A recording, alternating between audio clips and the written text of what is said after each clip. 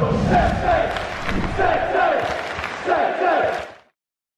everyone, it's Jack here, TalkNorwichCity, back for a review, and for the first time in what feels like forever, reviewing a victory. Norwich City running out 3-1 winners against Stoke at Carrow Road on Saturday, and just a huge relief, I think, for everyone. Winning football matches is always good fun, I think, despite the circumstances, and we'll get onto that throughout this video. I think winning football matches is never a bad thing, and I think there are a few grumbles around where Chris and I sit in the Barclay, and I think I saw them on Twitter as well. I think you'll always get them when a large sector of the fan base want a certain thing, and I think that thing at the moment is the sacking of Dean Smith. I don't think that's going away anytime soon.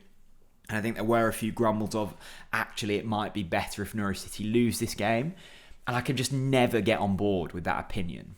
I just don't see any possible reason of losing football matches being a good thing. And we've seen before with Stuart Webber that he has sacked head coaches after wins. So even if we won yesterday, which we did, there was still the possibility of Dean Smith being sacked. I'm not saying it will happen. I don't think it will happen. Even if we were to lose on Wednesday, I don't see it happening. But for those that wanted Norwich City to lose, I just don't see that as a standpoint that I can agree with. Positive overall, I think just the feeling of winning is something I'd forgotten about, and that's really nice. The first half was poor, and I think we were fortunate to actually go into the break leading. It was lovely to see Aaron Ramsey get a goal, and I actually think he's been, on the whole, really decent since he's come into the football club, and I think it's been difficult for him. You know, he's probably one of the few out-and-out wingers, I'd say, although he maybe doesn't have the pace that Onel possesses, and I think people sometimes get frustrated with that, but I think he's actually a really intelligent footballer. I really liked that cameo when he came on against Sunderland away. I think there were glimpses in that. I thought, okay, this guy's got something about him, and Dean Smith obviously really likes him, and I trust the opinion of Dean Smith when it comes to players. But yesterday proved something different, that there's a goal-scoring ability in there. And I think for a young player on loan in a clearly difficult situation where fans are really on edge and quick to snap, he put himself out there and he wasn't afraid to get stuck in. And I think that's a real credit to Aaron Ramsey for that. But on the whole, I thought we were poor first half. I watched Michael Bailey's video. He called it quite an individual kind of display, and I'd agree with that. It looked like we were nervous.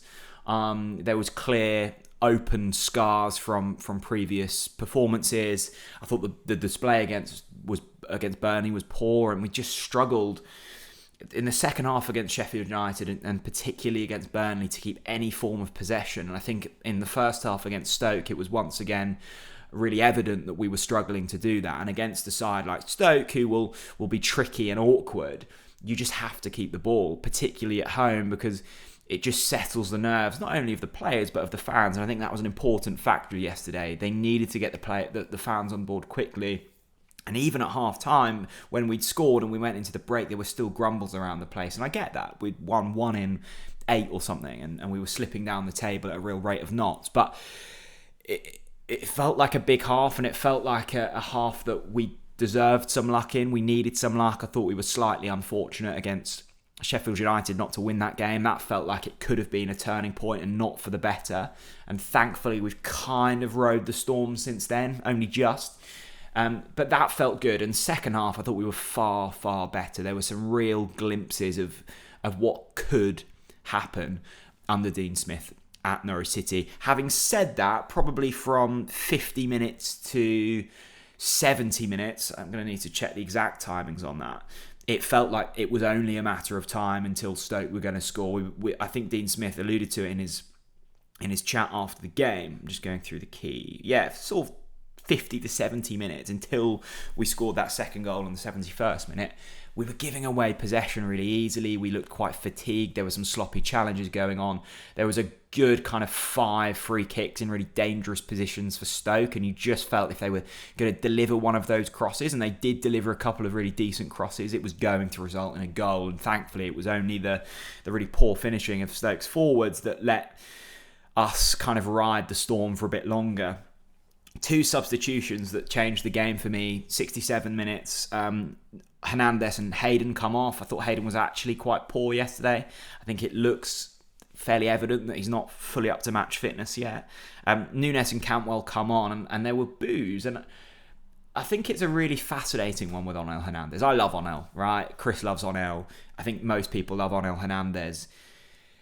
And people love him because he's on the front foot. He's in the faces of defenders. He's trying to make things happen. And I think particularly in periods like this, really difficult periods for football clubs, you need a player like that to just get people going, because so many of the performances in recent weeks have been really stodgy. And I think Onel brings something different. I think fans like that. But it was evident that we maybe weren't... we needed something different. Onel had done his bit. He'd done well. I think his final product still lacks, but we know that, and we know what we're working with Onel. What you see is what you get, and that's a good thing. But he'd done his bit, and we needed something different. I thought it was really unfair, actually, for fans to boo that substitution. And I thought it was unfair for those to cheer when Kieran Dowell went off in the 56th minute for Gabriel Sara. It's clear that Kieran Dowell wasn't at the races yesterday. I think he's kind of recovering from laryngitis. I think it was an interesting move from Smith to start him from the off. He's clearly not a winger, and if he's not fit, then he's probably not going to bring too much to the table. But I thought that was harsh. But it happened. But thankfully for Dean Smith, it changed the game. I thought Todd Cantwell was superb. There was a couple of minutes, I think just before the goal, it must have been as soon as he came on, where the intensity from him we hadn't seen from anyone else. The willingness to just run at players and charge down Stoke players when they were in possession, we hadn't seen, and that really got the crowd up. And then the ability from Marcelino Núñez, who I still think there's a lot of improvement from him, gives away possession a lot, but thankfully there was enough goodness in his 20-minute cameo to really change the game. So I thought that was really impressive. And if we see more of that from Todd Cantwell, then I think we're going to get back to seeing the reason we fell in love with Todd Cantwell a few years ago. It was a really impressive display from him yesterday, and that was huge. Nice to see Gabriel Sara get the goal. I thought particularly the second goal was beautifully worked. All three goals were quite nice, actually. The first, really impressed with Liam Gibbs to win the ball high up the pitch. I don't think we've seen enough of that this season. It was a glimmer of goodness from Timu Pukki, and it's the reason why I don't think Timu's been the prime Timu Pukki this season, but he does have the ability to just produce a moment of quality, and the shot to get even open himself up for that shot to then force a save, and it falls Aaron Ramsey, was brilliant. The 1-2 with Aaron Ramsey for the second goal off Timu was, again, another bit of real class. And the third goal, the ball from Todd Cantwell just completely splitting Stoke's defence, is something we just haven't seen enough of this season. So all three goals possessed bits of quality, and I think that's what we want to see. We want to see moments of goodness. Now, I don't think Stoke were particularly good. I think we'll have a tougher test on Wednesday when we go up against QPR, who are third in the table at the moment. Although we do have the opportunity to leapfrog them if we were to beat them. But it's a step in the right direction. I thought a really interesting comment from Michael Bailey, who I love listening to and I love reading. He said he can't recall a team getting promoted in recent years where there is such a clear disconnect. Or maybe not disconnect, but there are clear issues facing all areas of the football club at the moment. And I'm a big believer in, once the manager loses the fan base, it's kind of really difficult to bridge that gap. Even after winning yesterday, there were obviously still people wanting Dean Smith out. I think it will be the same if we were to put in another 3-1, 3-0 performance on Wednesday against QPR. I think it's going to take something quite big to change the sentiment of thought towards Dean Smith at the moment. I think that's a concern. It doesn't help when your finance director's coming out and putting his foot in it with comments kind of blaming fans and saying that the support needs to be better and that there isn't a disconnect. I think that's very much being within your echo chamber. And also, it's not the finance director's job to kind of judge fan sentiment and communicate that message with the fan base. His job should be dealing with the finances, putting together annual statements. I'm not saying people can't delve into other areas of their job, but I think there's people more well versed in communicating quite big things throughout the season. So a step in the right direction, a win, but still not out of the woods just yet. It's QPR on Wednesday night.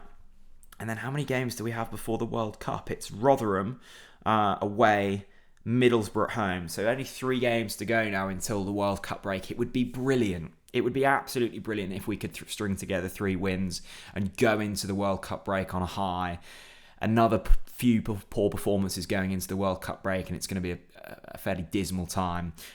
But moments to smile about. And I think that's key in periods like this. I really enjoyed it, but I fully understand that 60 minutes of that performance was still leaving lots to be desired. Anyway, we're talking about a win, and that's good. I'd love to hear your thoughts. What are your thoughts around Dean Smith? What are your thoughts around the disconnect between the club and the fans at the moment? Or is there not one? You may agree with Anthony Richards. Thanks very much for watching, and I'll see you all again very soon. Bye-bye.